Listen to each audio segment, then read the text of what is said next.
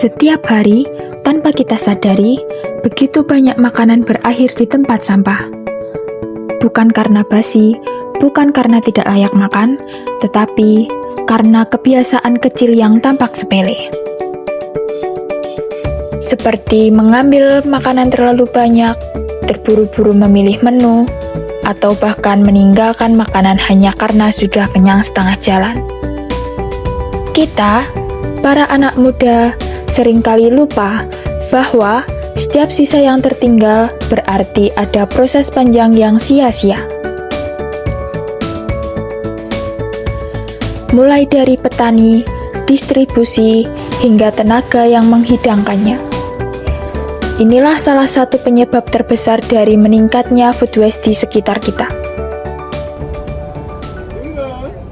Food waste itu lebih disebabkan karena perilaku konsumen. Jadi biasanya terjadi di proses retail dan juga konsumsi akhir. Jadi biasanya ini berkaitan dengan selera, kemudian gaya hidup dan sebagainya, sehingga terjadi food waste atau kehilangan makanan karena dibuang sia-sia, bukan karena keterbatasan teknologi.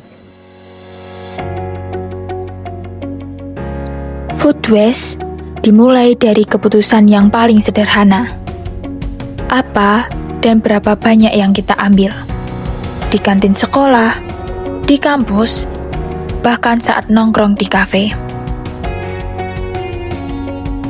Kita sering memesan makanan hanya karena tampilannya yang menarik atau sedang viral di media sosial.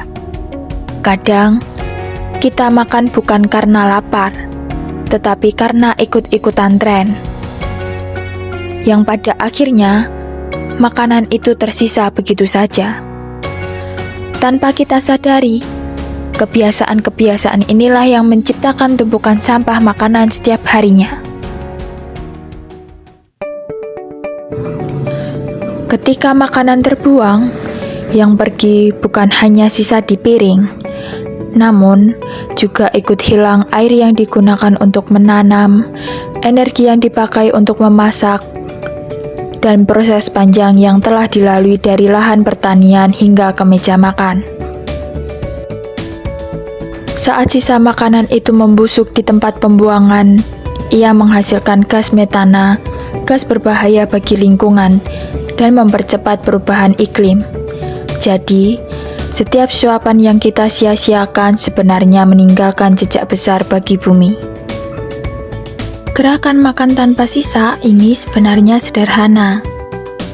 Kita diajak lebih sadar dengan apa yang kita ambil dan apa yang kita habiskan.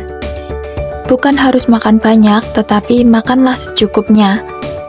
Kalau semua orang mulai dari hal kecil seperti ini, kita bisa mengurangi food waste bersama-sama. Ini bukan tentang kesempurnaan, tetapi tentang kebiasaan yang konsisten. Mari mulai perubahan dari diri sendiri. Ambil secukupnya, habiskan yang sudah dipesan, dan pikirkan dampaknya sebelum membuang makanan. Langkah kecil kita bisa membantu menyelamatkan masa depan bumi.